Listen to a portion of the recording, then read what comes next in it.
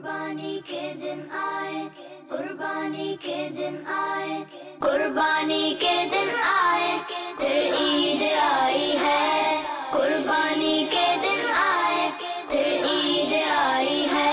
कि दिल को कैसी भाती है, खाने पीने का इनके हम ख्याल रखते हैं। इनको ना हो तकलीफ ये ध्यान रखते हैं। कुर्बानी के दिन आए, फिर ईद आई है। कुर्बानी के दिन आए, फिर ईद आई है। अल्हम्दुलिल्लाहि रब्बिल आलमीन वस्सलातु वस्सलामु अला सय्यदिल अंबिया वल मुरसलीन, अम्मा बाद, फ़अऊज़ु बिल्लाहि मिनश शैतानिर रजीम, बिस्मिल्लाहिर रहमानिर रहीम। प्यारे प्यारे बच्चों और किड्स मदनी चैनल के नाजरीन, एक बार फिर आप सबको खुशामदीद हमारे प्रोग्राम बच्चों की बकर ईद में।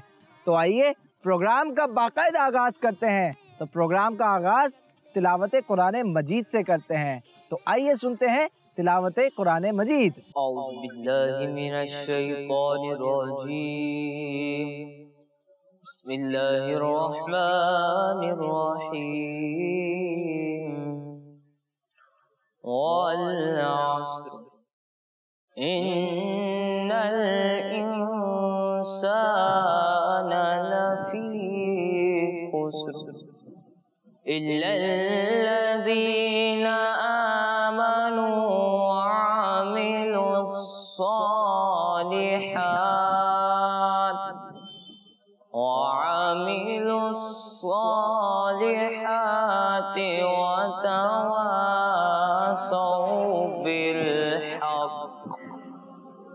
वतवासौ बिलहक़ वतवासौ बिस्सब्र। आमन्तु बिल्लाहि सदक़ल्लाहुल अज़ीम। माशाल्लाह माशाल्लाह, सुभान अल्लाह। अल्लाह करीम आपकी आवाज़ में मज़ीद बरकत अता फरमाए और हम सबको कुरान मजीद पाबंदी के साथ पढ़ने की तौफीक अता फरमाए। तो प्यारे बच्चों, नाते रसूल मकबूल सल्लल्लाहु अलैहि वसल्लम सुनने से पहले अपने प्रोग्राम में शामिल करते हैं दुरूद पाक की फजीलत। हमारे प्यारे प्यारे आका सल्लल्लाहु ताला अलैहि वसल्लम का फरमान है, बरोज़े क़यामत लोगों में से मेरे करीब तर वो होगा जिसने दुनिया में मुझ पर ज्यादा दुरूद पाक पढ़े होंगे। तो आइए मोहब्बत के साथ दुरूद पाक पढ़ लेते हैं। सल्लु अलल हबीब मुहम्मद सल्लल्लाहु अलैहि वसल्लम। चलते हैं हम अपने अगले सेगमेंट की तरफ, जिसमें हम नात सुनेंगे।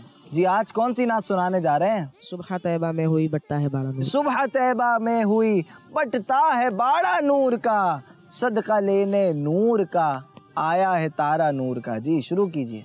सल्लल्लाहु अलैहि या रसूल अल्लाह वसल्लम अलैका या हबीब अल्लाह। सुबह तैयबा में हुई बटता है बाड़ा नूर का, अल्लाह अल्लाह अल्लाह अल्लाह अल्लाह अल्लाह, सदका लेने नूर का आया है तारा नूर का, सदका लेने नूर का आया है तारा नूर का, अल्लाह अल्लाह अल्लाह अल्लाह अल्लाह अल्लाह। बाग तैयबा में सुहाना फूल फूला नूर का, बाग तैयबा में सुहाना फूल फूला नूर का, बाग तैयबा में सुहाना फूल फूला नूर का,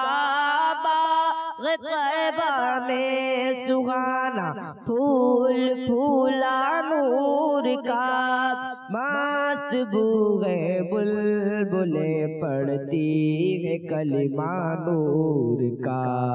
अल्लाह अल्लाह अल्लाह अल्लाह अल्लाह अल्लाह अल्लाह अल्लाह। मैं गदा तू बादशाह भर दे पियाला नूर का, मैं गदा तू बादशाह भर दे पियाला नूर का। मैं गदा तू बादशाह भर दे पियाला नूर का, मैं गदा तू बादशाह भर दे पियाला नूर का।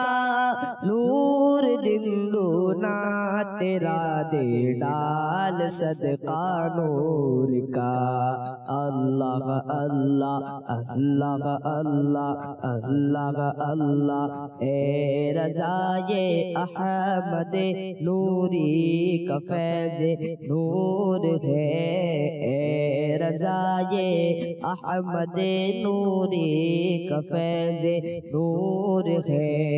ए रज़ाए अहमद नूरी का फैज़ नूर है, ए रज़ाए अहमद नूरी का फैज़ नूर है। हो गई मेरी गज़ल बढ़कर कसीदा नूर का।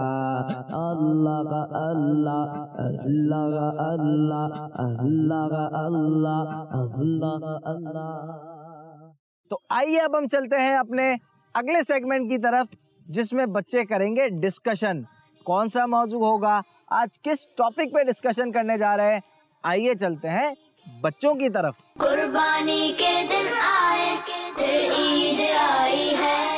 आज हम जिस टॉपिक पर बात करने वाले हैं उसका नाम है दिखावा करना यानी शो ऑफ करना। ये हम लोगों की बुरी आदतों में से एक बुरी आदत है। हाँ, तो जिस तरह हम बहुत सी चीजों में दिखावा करते हैं, इसी तरह कुर्बानी के जानवर लाने में भी दिखावे की नीयत शामिल हो जाती है। जैसे अच्छा जानवर खरीदते वक्त ये सोचते हैं कि पड़ोसी देखेंगे या फिर दोस्त रिश्तेदार देखेंगे तो सब ही तारीफ करेंगे कि बड़ा ही खूबसूरत जानवर ले आए। कुछ लोग तो बात बात पर अपने जानवरों की तारीफ ही करते रहते हैं। जैसे मेरा जानवर तो खूब खाता पीता है और एक्टिव रहता है, और कोई आ जाए तो फख्र से बताएंगे कि इतने हजार या इतने लाख का जानवर लाया हूँ। ऐसे ही कोई तो अपने जानवर को तेज दौड़ने की वजह से रॉकेट का नाम देता है, तो कोई फिल्म स्टार के नाम पर अपने जानवरों का नाम रख देता है। यानी इन बातों से अंदाजा होता है कि कुर्बानी का असल पर्पज हमने भुला दिया है, हम सिर्फ दिखावे के चक्करों में पड़ गए हैं। हालांकि कुर्बानी के सिलसिले में अल्लाह पाक कुरान पाक में इरशाद फरमाता है, अल्लाह के यहाँ हरगिज न उनके गोश्त पहुँचते हैं और न उनके खून,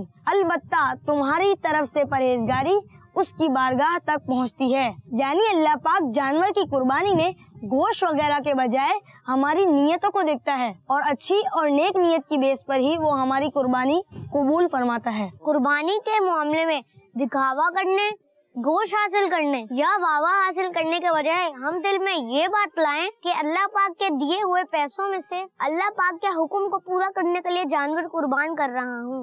और ये भी सोचना चाहिए कि ये कुर्बानी का अमल हजरत इब्राहिम अलैहिस्सलाम और हजरत इस्माइल अलैहिस्सलाम की अजीम कुर्बानी की याद दिलाता है, और उन्होंने अल्लाह पाक के लिए अपनी जानों को कुर्बानी के लिए पेश कर दिया। तो हम भी अल्लाह पाक के दीन के लिए कुर्बानी दें। जैसे नमाज के लिए वक्त की कुर्बानी दें, दीन इस्लाम और गरीब मुसलमानों के लिए माल की कुर्बानी दें, माँ बाप और अपने बहन भाइयों वगैरह के लिए अपनी ख्वाहिशात की कुर्बानी दें, और अपने अंदर ईसार और कुर्बानी का जज्बा पैदा करें। अगर इन बातों का लिहाज रखा जाए तो फिर ये त्योहार हमारे अंदर तब्दीली ला सकता है, वरना हम जैसे हैं वैसे के वैसे ही रहेंगे। कुर्बानी के दिन आए फिर ईद आई है। तो बच्चों, आज की गुफ्तगू का अगर कंक्लूजन किया जाए तो हम कह सकते हैं कि कुर्बानी के इस अजीम इवेंट में हम दिखावे और फजूलियात में पड़ जाते हैं और दीन इस्लाम की तालीमात को भुला देते हैं। हालांकि ये जो त्यौहार है ना, ये हमें अपने अंदर तब्दीली लाने का दर्ज देता है और नेक बनने और दूसरों के लिए कुर्बानी देने की तालीम देता है। तो अगर इस मामले में हम इस्लाम की तालीमात को अपनाएं तो हमारे अंदर तब्दीली आ सकती है। वरना हम जैसे थे वैसे ही रहेंगे। तो प्यारे प्यारे बच्चों और किड्स मदनी चैनल के नाजरीन, आपने डिस्कशन सुनी, हमने उसका आपको कंक्लूजन भी बताया। तो अब हमने चलना है अपने अगले सेगमेंट की तरफ, जिसमें बच्चों से होंगे सवालात और बच्चे देंगे जवाब। चूंकि उस सेगमेंट का नाम है जवाब दीजिए। कुर्बानी के दिन आए, फिर ईद आई है। तो बच्चों अब हमारा सेगमेंट है जवाब दीजिए। जिस बच्चे को जवाब आता होगा वो हाथ उठाएगा। तो शुरू करें हमारा सेगमेंट। जी तो पहला सवाल है, कुर्बानी के लिए ऊंट की कम से कम कितनी उम्र होनी चाहिए? आप बताएंगे? चलें बताएं। ऊंट की उम्र कम से कम 5 साल होनी चाहिए। जी ऊंट की उम्र कम से कम 5 साल होनी चाहिए। आपका जवाब दुरुस्त है। बकरे की उम्र कम से कम कितनी होनी चाहिए कुर्बानी के लिए? आप बताएंगे? चलें बताएं। बकरे की उम्र कम से कम 1 साल होनी चाहिए। बकरे की उम्र कम से कम 1 साल होनी चाहिए। इनका जवाब भी दुरुस्त है, माशाअल्लाह अज़्ज़वजल। अच्छा ये बताएं, दुनिया में बहुत सारे पहाड़ है ना, माउंटेन्स, बहुत सारे पहाड़ हैं, तो दुनिया में सबसे अफजल पहाड़ कौन सा है? आप बताएंगे? चलें बताएं। कोहे तूर। जी हाँ, दुनिया में सबसे अफजल पहाड़ कोहे तूर है। तो इनका जवाब भी दुरुस्त है। अब हमने अगले सवाल की तरफ चलना है। रातें भी बहुत सारी होती हैं, रोजाना ही रात होती है, फिर सुबह हो जाती है। ये बताएं कि सबसे अफजल रात कौन सी है? आप बताएंगे? चलें इनको दे माइक। जी हाँ, सबसे अफजल रात शबे कदर है। तो आपका जवाब दुरुस्त है। अच्छा ये बताएं कि नबी पाक सल्लल्लाहु ताला अलैहि वसल्लम का ज़ाहिरी विसाल किस सन हिजरी में हुआ और कौन सा दिन था? आप बताएंगे? चलें बताएं। 11 सन हिजरी को, पीर वाला दिन। जी 11 सन हिजरी पीर वाले दिन नबी पाक सल्लल्लाहु ताला अलैहि वसल्लम का ज़ाहिरी विसाल हुआ। तो इनका जवाब भी दुरुस्त है। इंसान के जिस्म में बहुत सारी हड्डियां होती हैं, तो इंसान के जिस्म में कितनी हड्डियां होती हैं? बताएं। 206। इंसान के जिस्म में बच्चों 206 हड्डियां होती हैं। तो आपको आज ये भी पता चल गया कि इंसान के जिस्म में हड्डियां कितनी होती है। तो इनका जवाब भी दुरुस्त है, माशाअल्लाह अज़्ज़वजल। अच्छा ये बताएं कि नबी पाक अलैहिस्सलातु वस्सलाम का मज़ार किस शहर में? सबको पता है? चलें मिलके बता दें। मदीना मुनव्वरा में प्यारे आका अलैहिस्सलातु वस्सलाम का रोज़ा है, यानी मज़ार है। तो आप सबका जवाब भी दुरुस्त है। अच्छा ये बताइए कि हज़रत सुलेमान अलैहिस्सलातु वस्सलाम के वाक़ये में किस परिंदे का जिक्र है? आप बताएंगे? बताएं। हुदहुद। जी हाँ, हुदहुद परिंदे का जिक्र है। तो इनका जवाब भी दुरुस्त है, माशाअल्लाह। तो किड्स मदनी चैनल के नाजरीन, हमारा सेगमेंट जवाब दीजिए भी पूरा हुआ। सब तकरीबन बच्चों ने जवाबात दिए। तो अब हमने चलना है अपने एक और इंटरेस्टिंग सेगमेंट की तरफ, जिसमें हम वाकया सुनते हैं, क्योंकि उस सेगमेंट का नाम है कुरान में जिक्र है। तो आइए शुरू करते हैं सेगमेंट कुरान में जिक्र है। कुर्बानी के दिन आए, फिर ईद आई है। तो प्यारे बच्चों, वाकया कुछ यूँ है कि हजरत सुलेमान अलैहिस्सलातु वस्सलाम अल्लाह पाक के प्यारे नबी थे और एक बहुत ज़बरदस्त बादशाह यानी किंग भी थे। अल्लाह पाक ने आप आला नबीना अलैहिस्सलातु वस्सलाम को बहुत सारे कमालात और बहुत सारी स्पेशलिटीज़ से नवाजा था। आपको हवा पर कंट्रोल था। हज़रत सुलेमान अलैहिस्सलातु वस्सलाम को हवा पर कंट्रोल था। जिन भी आपका ऑर्डर मानते थे, जो जिन होते ना, जिन भी आपका ऑर्डर मानते थे, और परिंदे भी आपकी बात मानते थे। तो आप अलैहिस्सलातु वस्सलाम के परिंदों में एक परिंदा था, उसका नाम था हुदहुद। क्या नाम था? हुदहुद। जी, हज़रत सुलेमान अलैहिस्सलातु वस्सलाम ने एक मरतबा परिंदों को देखा तो हुदहुद नज़र नहीं आया।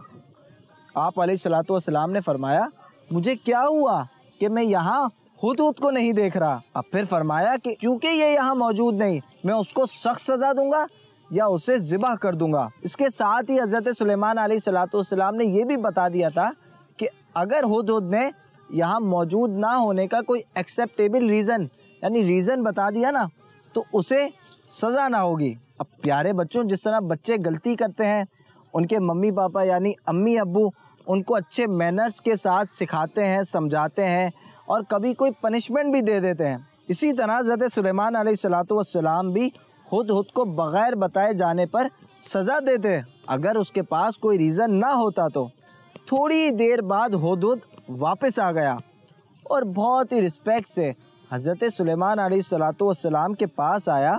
पहले उसने आपसे माफ़ी मांगी और फिर कहने लगा, मैं वो बात देख कर आया हूँ जो आप अलैहिस्सलाम ने ना देखी, और मैं यमन के एक इलाके सबा से आपके लिए एक परफेक्ट इन्फॉर्मेशन यानी एक यकीनी खबर लाया हूँ।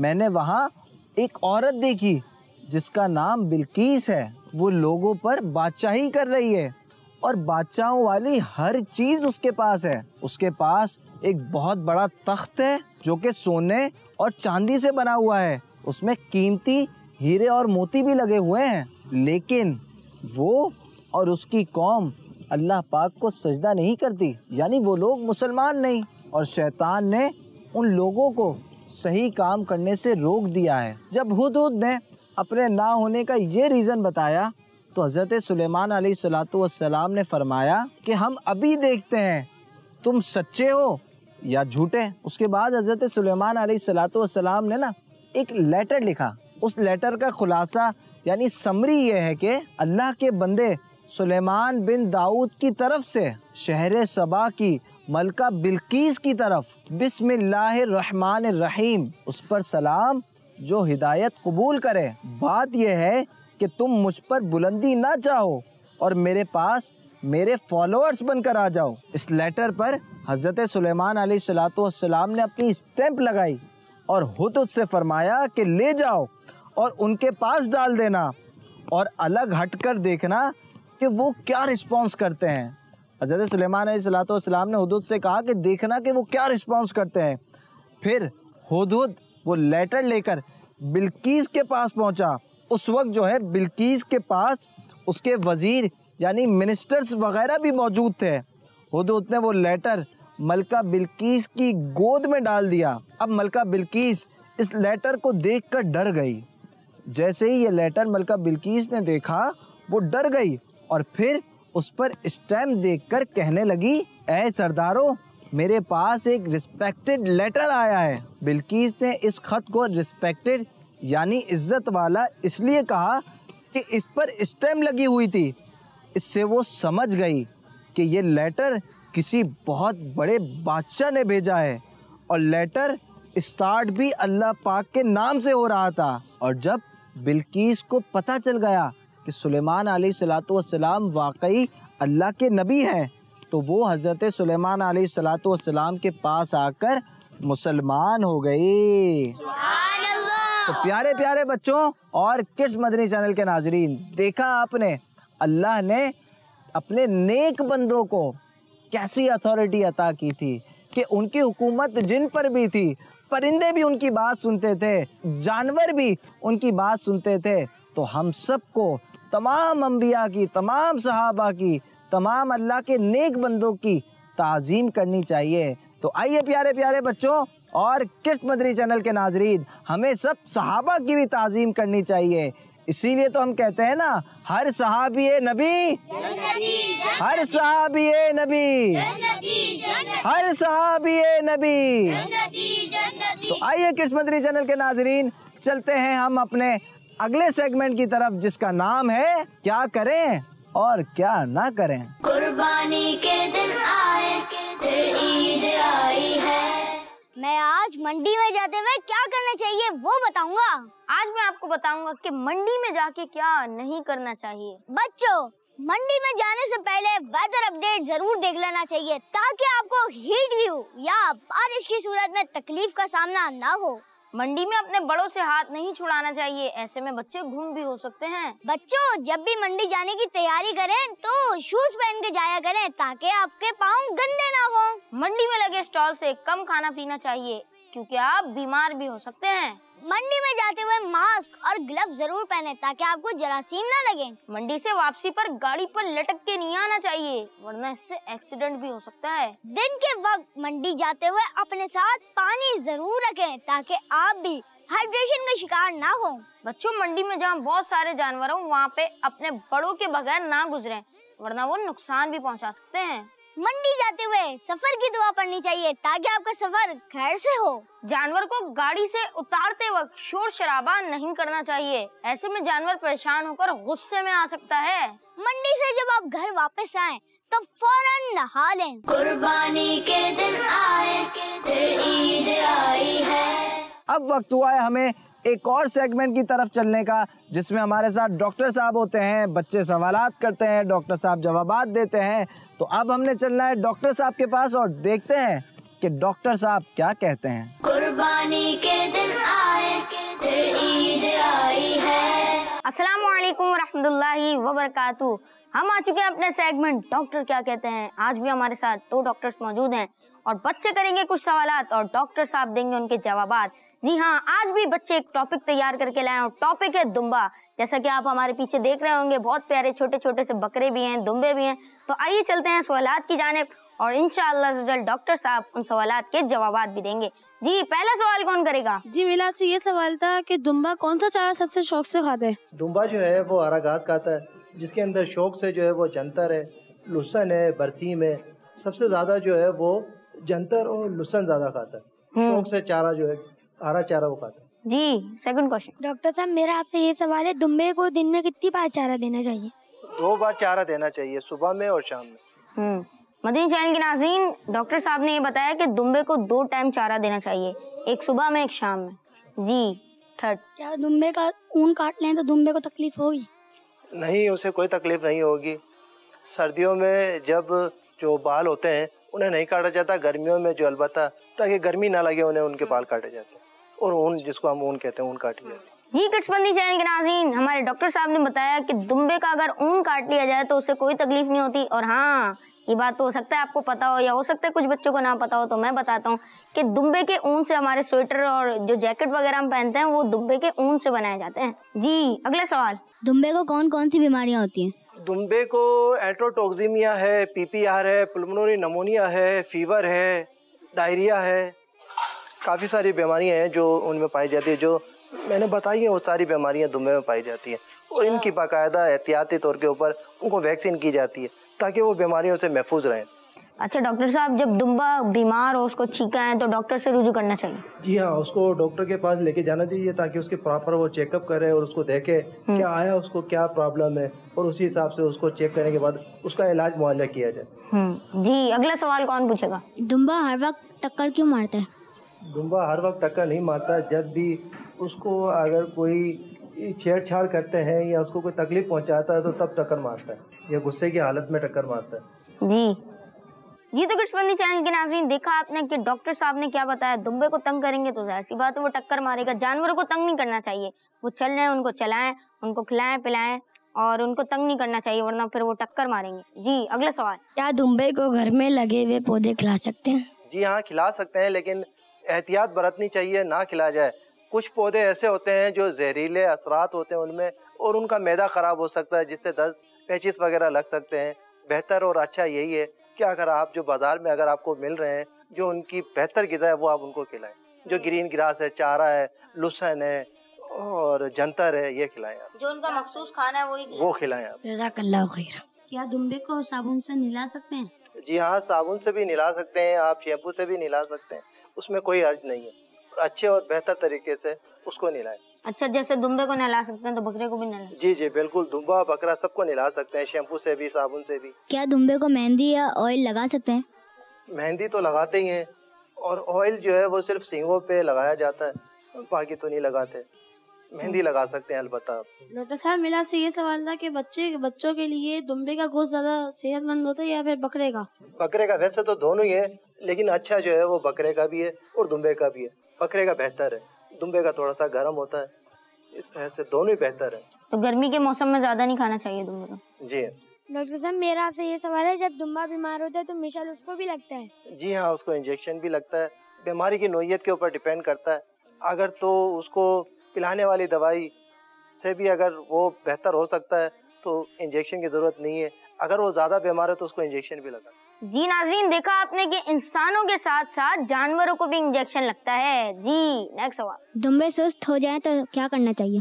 उनको डॉक्टर को चेक कराना चाहिए ताकि वो आके देखे कि सुस्त होने की वजह क्या है। कुछ चारा नहीं खा रहा, उसको मोशन लगे हुए, बुखार है, क्या है, तो जानवर को उस जानवर को जो है वो डॉक्टर को चेक कराना चाहिए ताकि उसको इलाज मुआवजा किया जाए। जी डॉक्टर साहब, बाजों का ऐसा होता है कि बच्चे आते हैं, बड़े मजे से दुम्बे की रस्सी खोलते हैं और दोस्तों को बोलते हैं कि अब तो मैं दुम्बे को घुमाऊंगा आज, और फिर दुम्बा चल के ही नहीं दे रहा होता।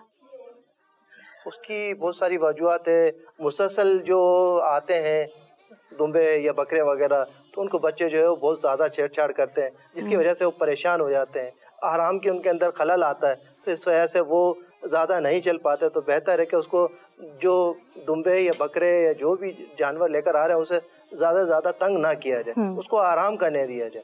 जी प्यारे बच्चों और मदनी चैनल के नाज़रीन, देखा आपने कि जिस तरह इंसानों को आराम की जरूरत होती है, इसी तरह जानवरों को भी आराम की जरूरत होती है। तो हम जब जानवर लाएं तो उसकी देखभाल भी करनी चाहिए, उसको वक्त पे खाना देना चाहिए और उसको आराम का वक्त भी देना चाहिए। जी नेक्स्ट। क्या दुम्बे के बाल में कीड़े हो सकते हैं क्योंकि उनके बाल बड़े होते हैं? जी हाँ, बिल्कुल, उनके बाल बड़े होते हैं। उन बड़े बालों में जो जुएं हैं, चिचड़ियाँ हैं और जो मैगेट्स, लाइस, फ्लाइज, मुख्तलिफ किस्म के जो कीड़े मकोड़े हैं वो उसमें छुपे हुए होते हैं और उसको बाकायदा तौर पे जो है वो चेक करना चाहिए। उनको शैम्पू से, अच्छे एंटीसेप्टिक शैम्पू से उनको नहलाना चाहिए ताकि वो जो कीड़े वगैरह हैं वो ख़त्म हो जाए और उनकी प्रॉपर वैक्सीनेशन करानी चाहिए ताकि वो कीड़े उनमें मज़ीद ना पाए जाए। जज़ाकल्लाह खैर। तो कृष्ण मदनी चैनल के नाज़रीन, देखा आपने कि डॉक्टर साहब ने हमें एहतियाती तदाबीर भी बताई और ये भी बताया कि कितने टाइम उनको चारा देना चाहिए और बच्चों के जो सवालात थे उनके जवाबात भी दिए। उम्मीद है आपने गौर से सुनेंगे। आखिर में मैं आपको सोशल मीडिया का लिंक देता चलूँ कि आप यूट्यूब पे, फेसबुक पे, ट्विटर पे और इंस्टाग्राम पे हमारा एक पेज है जिसका नाम है कृष्ण मदनी चैनल।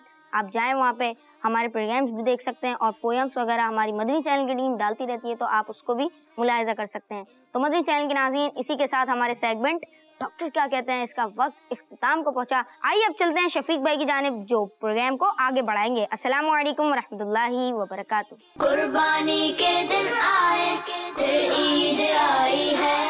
अब चलते हैं हम अपने अगले सेगमेंट की तरफ जिसमें बच्चे एक्टिविटी करेंगे। कुर्बानी के दिन आए, फिर ईद आई है। जी तो मदनी चैनल के नाज़रीन और प्यारे बच्चों, आप सबको सेगमेंट लेट्स सेट गो में खुशामदीद कहता हूँ, वेलकम कहता हूँ, मरहबा कहता हूँ। और प्यारे बच्चों और मदनी चैनल के नाज़रीन, आज हम करने जा रहे हैं एक एक्टिविटी। देखते हैं एक्टिविटी में क्या है। हमारे साथ एक तरफ बिलाल भाई हैं और एक तरफ फजल भाई हैं और दोनों की टीम है। तो हम लोगों ने यहाँ पे चारा रखा हुआ है, देखें ऐसा चारा रखा हुआ है शॉपर्स में केजी के हिसाब से। तो हमें हमेशा सीधा हाथ से शुरू करना चाहिए। तो मैं बिलाल भाई की सीधा हाथ पे खड़े हुए, तो बिलाल भाई आपकी शॉपर में एक तरफ 1.5 kg है, एक में 2 kg और एक में 2.5 kg है। अब आप अलग अलग कर देंगे कौन सी शॉपर में कितना kg है, फिर हम चेक कर लेंगे। कुर्बानी के दिन आए, फिर ईद। मशवरा कर सकते हैं आप लोग। इसमें 1.5 है, ये तो पता चल रहा है। सही है, इसमें 1.5 है। अच्छा, 2 वाली कौन सी आप बताएं?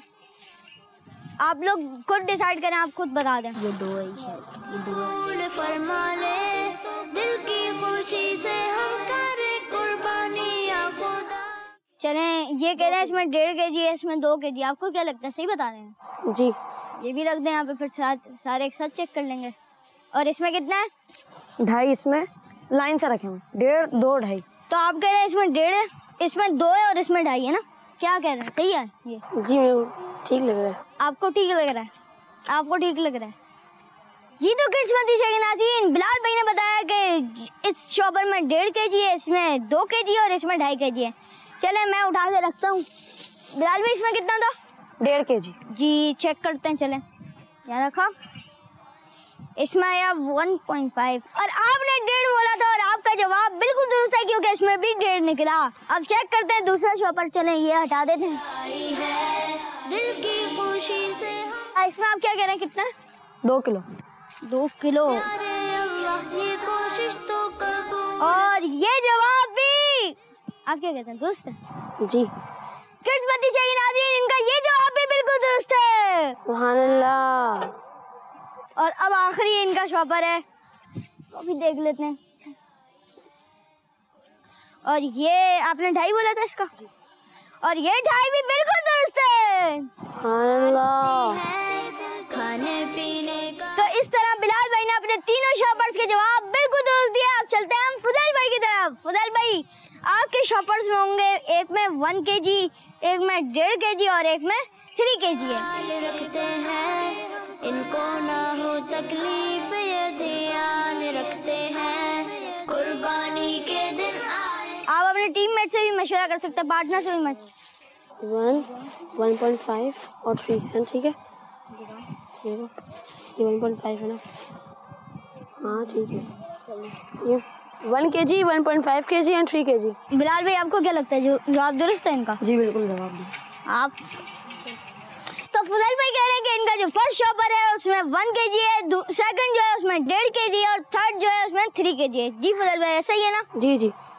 चलें आप रख के चेक करते हैं। जी आपने कितना कहा था इसमें? 1 kg। तो देखते हैं इसमें 1 kg है या नहीं, और इसमें 1 kg है। इनका जवाब दुरुस्त है। चलें, इनका ये जवाब भी दुरुस्त हो गया। अब सेकंड में क्या बोला था आपने? 1.5 kg।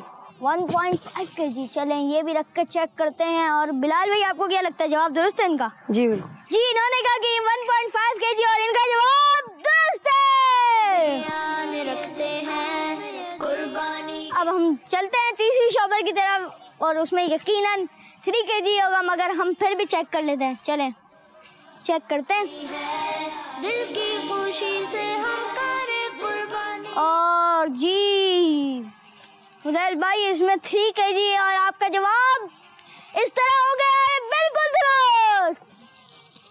चलें ठीक है जी। तो किड्स में दी जाएगी नाज़रीन प्यारे बच्चों, यहाँ पर तो दोनों टीमों ने बराबर पॉइंट लिए, दोनों ने तीनों के तीनों दुरुस्त जवाब दिया। अब चलते हैं शफीक भाई की तरफ। जब तक के लिए मुझे इजाजत दीजिए, अल्लाह हाफिज। कुर्बानी के दिन आए, फिर ईद आई है। जानवर तो बहुत सारे हैं, लेकिन अब हमारे प्रोग्राम में वक्त हुआ है एक ऐसे अनोखे सेगमेंट का जिसका नाम है अनोखे जानवर। कुर्बानी के दिन आए, फिर ईद आई है। ओहो प्यारे बच्चों, ये कैसा यूनिक, इंटरेस्टिंग और खूबसूरत जानवर है। और आज हम आपको इसी अनोखे, हैरानकुन और खूबसूरत जानवर के बारे में इंफॉर्मेशन देंगे, जिसको सुनने और देखने के बाद आप हैरान रह जाएंगे। बच्चों, ये जो आपके सामने छोटी सी मोटी सी डार्क ब्राउन कलर की प्यारी सी गाय है, इसका नाम गुड़िया है। काऊ के मालिक का कहना है कि इन्होंने इसका ये नाम इसकी खूबसूरती, इसके कलर, शॉर्ट हाइट और इसके हैवी वेट होने की वजह से रखा है। इस छोटी सी मोटी सी काऊ की हाइट तकरीबन 2 से 2.5 फीट है, और यही छोटी हाइट इस काऊ को यूनिक और इंटरेस्टिंग बना रही है। बच्चों देखें, इसकी गर्दन और इसके पेट पर कितनी कलरफुल और खूबसूरत झालर है। इसके मालिक ने इस काऊ के छोटे मगर मजबूत और ताकतवर पाँव में झुनझुने भी पहनाए हुए हैं। प्यारे बच्चों, माशाल्लाह ये कैसी जबरदस्त, सेहतमंद और एक्टिव काऊ है, जिसकी रस्सी पकड़कर घुमाने का लुत्फ भी अलग है। और देखें कैसे ये इधर से उधर भागती जा रही है। माशाल्लाह भाई माशाल्लाह। ये देखें, इस काऊ को एक बच्चा कितने मजे और आराम से टहला रहा है। आपने देखा कि गुड़िया कैसी अनोखी और खूबसूरत जानवर है, और इसका कितना ख्याल रखा जाता है। इसी तरह हमें चाहिए कि हम भी अपने घरों में लाए जाने वाले कुर्बानी के जानवरों की खूब खिदमत करें, उनका भरपूर ख्याल रखें, क्योंकि इन जानवरों का ख्याल रखना हमारी जिम्मेदारी भी है। कुर्बानी के दिन आए, फिर ईद आई है। अब चलते हैं हम अपने अगले सेगमेंट की तरफ। कुर्बानी के दिन आए, फिर ईद आई है।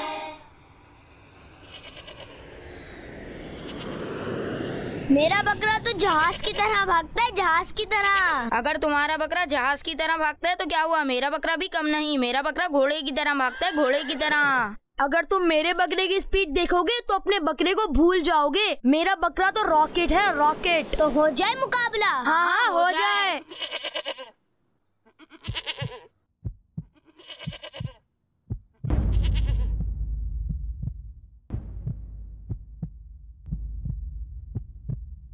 Three, 2, 1. ये आप क्या कर रहे हैं? इन बेजुबान जानवरों के साथ इस तरह करना अच्छी बात नहीं। जी हाँ, ये तो इन पर जुल्म है। ये तो अल्लाह पाक की राह में कुर्बान करने के लिए खरीदे गए हैं। इनकी तो कदर और भी बढ़ गई है। इनको मारना, भगाना या फिर इनके कान मरोड़ना या इनको तंग करना, ये बिल्कुल भी अच्छी बात नहीं। जरा सोचें, अगर हम इन जानवरों की जगह होते तो आपको कैसा लगता? अगर कोई आपका कान मोड़ता, आपको भगाता, आपको मारता या आपको तंग करता तो हमें कितनी तकलीफ होती। प्यारे बच्चों, अल्लाह पाक की इस बेजुबान मखलूक का ख्याल रखें और इन्हें तकलीफ ना दें। कुर्बानी के दिन आए, फिर ईद आई है। आपने आज का प्रोग्राम देखा, उम्मीद है आपको पसंद आया होगा। आप अपना फीडबैक जरूर दीजिएगा कि आप इस प्रोग्राम में और क्या चाहते हैं। जी हाँ, किड्स मदनी चैनल आपके लिए नए नए प्रोग्राम्स लाता रहेगा। किड्स मदनी चैनल देखते रहिए, क्योंकि किड्स मदनी चैनल हमारा Madani channel, kids Madani channel हमारा Madani channel, kids Madani channel हमारा मदनी चैनल। अगर आप कोई प्रोग्राम मिस कर दें तो घबराए मत, किड्स मदनी चैनल का ऑफिशियल यूट्यूब चैनल भी है। जी हाँ, यूट्यूब का लिंक आ रहा होगा, उस पर फौरन जाएं, फौरन सब्सक्राइब करें और बेल आइकन दबाना मत भूलिएगा, क्योंकि आपको अपडेट्स भी तो मिलती रहेंगी ना। और इस यूट्यूब चैनल को, इस प्रोग्राम को अपने दोस्तों तक भी पहुंचाइए। क्या पता उनको कोई बात अच्छी लग जाए और वो इस पर अमल करने वाले बन जाएं। अपना बहुत सारा ख्याल रखिएगा। अगले एपिसोड में आपसे फिर मुलाकात होगी इंशाअल्लाह अज़्ज़ा वजल। अस्सलामु अलैकुम वरहमतुल्लाहि वबरकातुहू। कुर्बानी के दिन आए, फिर ईद आई